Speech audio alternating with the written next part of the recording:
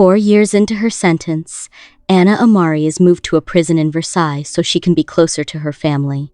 Feeling confused during her arrival, she begins to take off her shirt, but a guard quickly stops her, saying it's not that kind of check. As she walks to her new cell, other inmates notice her striking looks. 2 of her cellmates, Zoe and Ida, greet her warmly, but the third, Sonia, is cold and unfriendly. Still, the mood lightens when they all laugh about a fashion show being planned for an upcoming visit by a government official. Later, in the kitchen, the women take a break to chat and smoke while no one is watching. But when the prison director, Jean Firmino, shows up, they rush back to work. The smell gives them away, and Jean scolds them, reminding everyone that smoking is not allowed. When he asks why, the group replies in unison it's against the rules. Anna stays quiet, focused on her work. Jean notices and walks over, saying he knows who she is. He advises her to stay out of trouble. As preparations for the fashion show continue, Zoe asks Pilar, the event organizer, to include Anna. Pilar refuses, leading to an argument. Another inmate steps in and quietly gives Anna a dress. During the show, Anna walks with confidence. Jean watches from the side, unable to take his eyes off her. The next day, Anna meets with the warden to ask if she can keep her kitchen job after her trial in Paris. Since she's being moved to another prison near the city for a short time, she's worried the job won't be waiting for her when she returns. Jean listens but doesn't promise anything. He says he'll see what he can do. When he asks if she's nervous about the trial, Anna just shrugs and asks how much time he thinks she'll get. Jean admits he doesn't know. She reminds him he once said he knew who she was. He replies that he doesn't know much, and it's not his place to judge her. Anna stays quiet. Later, curious about her, Jean looks through her file in his office. At their daughter's ballet recital, Jean and his wife Elise watch with pride. A few days later, they speak with the teacher, who shares something upsetting their daughter is being bullied because of their jobs. Jean, feeling insulted, says they work for the government and haven't done anything wrong. He walks away angry. Elise stays calm and helps him settle down later. Anna's mother comes to visit, excited to show a sweater she bought with the money Anna sent her. But Anna grows upset, reminding her that she barely earns anything and the money should be spent wisely. During yard time, Pilar mocks Anna, sure she won't react. But Anna stands her ground, and the two end up in a fight. A week later, Jean meets with Anna to talk about the fight she was involved in. He begins to scold her, but Anna tries to walk away, uninterested. Jean stops her, saying he only wants to help her stay on track, especially with her court date coming soon. Anna sits back down and opens up, saying she's worried about her mother living alone. She then talks about her future. After prison, she wants to go to college and is already taking classes inside to prepare. Later, in the kitchen, Anna accidentally cuts her hand. Back in the cell, Zoe helps clean the wound. Then, unexpectedly, Zoe tries to kiss her. Caught off guard and upset, Anna pulls away, feeling hurt that Zoe's kindness may not have been genuine. At Fleury-Mérogis, Anna gets ready for her first court appearance. Her lawyer gently tells her that her outfit is too bold and places a scarf around her shoulders. Back in her cell, Anna writes a letter to Jean. She says she only wanted to look nice but ended up being judged. She shares how discouraged she feels but still hopes to come back and continue working in the kitchen. She signs the letter with a small smile. Later that evening, Jean reads her letter. When his wife calls him to bed and asks what he's doing, he simply nods and says he'll be there soon, keeping the letter to himself. The next morning, Jean tries to attend Anna's final court hearing, but he's not allowed inside. Later, he learns that she's been sentenced to 9 years. Back at the Versailles prison, Anna meets with Jean. He advises her to appeal the decision. Since she's already served over 4 years, a successful appeal could shorten her time. Jean reminds her that good behavior will be important going forward. Anna learns her old kitchen job has been taken. Instead, Jean assigns her to maintenance duties, but also gives her a once-a-week role in the office. There, she handles ordering nearly expired food items at a discount from a supplier Jean found. She sells them to inmates at fair prices and keeps records of the stock. While working in the office, Jean drops by to check on her. He's pleased with how well she's managing. Later, during a literature class, the women discuss Phaedra character from an old story who falls in love with someone she shouldn't. When the topic turns to love that's off limits, Anna stays quiet but listens closely, her thoughts drifting to Jean. In the library, Anna is writing when Jean walks in. He guesses she's working on a school assignment. She says note something personal. Sensing something is bothering her, he sits and asks. Anna tells him plainly, the problem is him. Then she leaves, leaving behind a few pages of notes. She says they're for him. Neither of them realizes that Pilar has been nearby, listening the entire time. Jean reads Anna's note and realizes she has feelings for him. She also understands that these feelings are not appropriate and asks to be transferred to another prison. That night, Jean receives an urgent call there's been an incident at the facility. Pilar attacked another inmate. He rushes to the scene. The next day, Jean stops by the office where Anna is working. He mentions what happened and quietly acknowledges that he sees her actions may have been a response to Pilar's cruelty. In the office, an unexpected moment happens. Jean leans in close. Anna hesitates, unsure. But then she allows the moment to unfold, quietly admitting she doesn't really want to leave after all. Later, Jean walks into the office and finds Anna dressed nicely. The walls are covered in her drawings images that seem to imagine a different life, one outside of prison, possibly with him. But before he can say anything, he wakes up. It was only a dream. Jean later calls Anna in for a serious conversation. With a heavy heart, he says what happened between them crossed a line. He agrees to process her transfer request.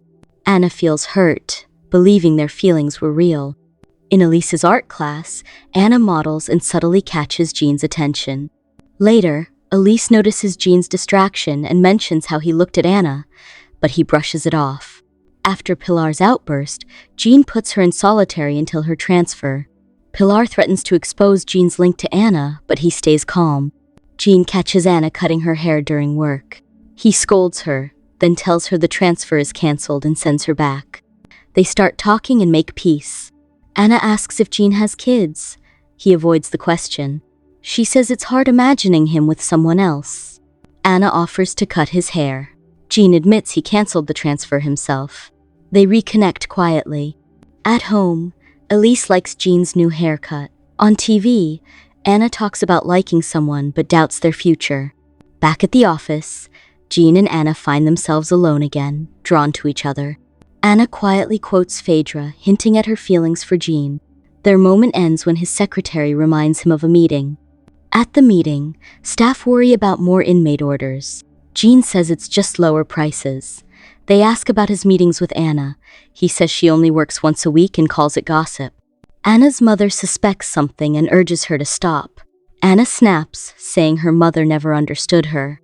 Later, feeling guilty, Anna listens to her mother's singing. Jean joins her and comforts her, saying parents worry because they love. Anna says she's happier than before. They share a quiet moment.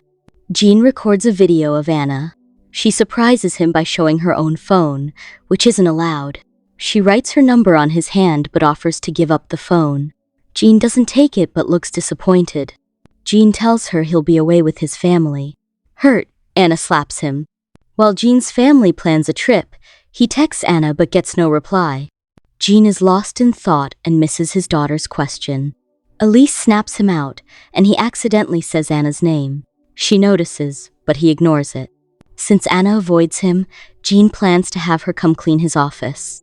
Before she arrives, he hides family photos and closes the curtains.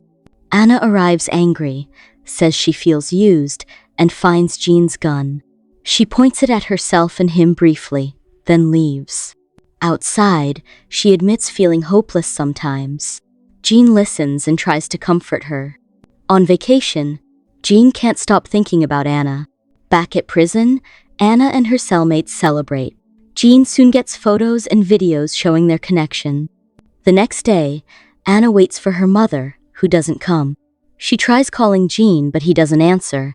Feeling alone, Anna takes pills to ease her pain. After Anna's overdose, she's taken to the hospital. Jean cuts his vacation short to be with her but struggles with his feelings and family duties. That night, drunk and confused, he mistakes a woman for Anna and is kicked out of a bar. At the hospital, Anna's mother says she's improving, but a guard stops Jean from visiting due to an investigation banning staff contact with Anna. At home, Elise is upset Jean didn't pick them up and says he'll sleep on the couch. Days later, prison officials question Jean about problems at the prison. They show a letter from a former inmate accusing him of a personal relationship with Anna. Jean blames Pilar's anger over a transfer, but the investigator says multiple complaints caused a review. They note Anna's 2 jobs break rules, but Jean says her office work was only once a week and she had special skills. The investigator mentions other inmates call Anna the warden's favorite. When asked about Anna's phone, Jean responds sarcastically, showing little concern. Frustrated, Jean stands up and reminds everyone he's the warden. The investigator calls the complaints mostly rumors but says Anna will be moved to Fleury-Mérogis. At home, Jean's family surprises him for his birthday. Elise gives him an ultimatum: accept the transfer or leave the house. That night, Jean imagines a life with Anna and decides to leave. Later, Jean's wife and daughter visit, but he says he can't stay. Disguised as a worker, Jean sneaks onto the Fleury-Mérogis rooftop and sets off fireworks for Anna. Using Anna's mother's phone, Jean calls Anna, explaining the fireworks and saying he won't attend her appeal to keep things quiet. He promises they'll see each other soon, especially if she gets day leave. After her appeal reduces her sentence, Anna and Jean meet at a hotel and share a private moment. When Anna starts to get dressed, Jean reminds her, "This is what we wanted." Anna feels guilty because Jean has a wife and child. Jean says it's his problem. When he steps outside for a smoke, she teases him about his health. Jean buys a lighter and a SIM card, then gives the SIM card to Anna to call him. To make up for canceled plans, Jean visits his family to take his daughter to school. He tells Elise he loves Anna. Hurt, Elise warns Anna will forget him once free and reminds him he already has a good life. She hugs him, telling him to wake up because she won't wait forever. Jean's phone rings, and Elise answers, bitterly telling Anna she's ruined their lives and should disappear. Anna called to say she's pregnant but can't talk to Jean. Her cellmate suggests telling the infirmary, but Anna refuses. She thinks about wanting a family but not if it hurts others. Jean calls Anna at work. When she doesn't answer, he leaves a message. Then, police arrest Jean. He sees Anna taken away and is shown records of his calls and footage of him buying her SIM card. The officer tells Jean to say Anna is pregnant. Anna admits it to protect Jean, saying she only used him. Jean feels insulted and says the officer doesn't understand their relationship. Jean is charged with helping Anna by giving her a phone card and having a relationship. He faces up to 3 years in prison and is put on probation, banned from contacting Anna. Anna stays in prison, though the judge says she could have been freed. During Anna's day leave, Jean breaks the rules to see her. He asks her to leave with him, but she refuses. Angry, Jean confronts Anna and her companion, but the man pushes him away. Anna looks back, then leaves. Jean goes to his daughter's ballet recital while Anna visits a clinic and decides not to keep the baby. A year later, Jean's trial starts. His lawyer plans to argue Anna had the right to choose. Anna arrives, and they share a quiet smile, ready for what comes next. Thanks for tuning in. Don't forget to subscribe, hit the bell icon, and stay connected with us.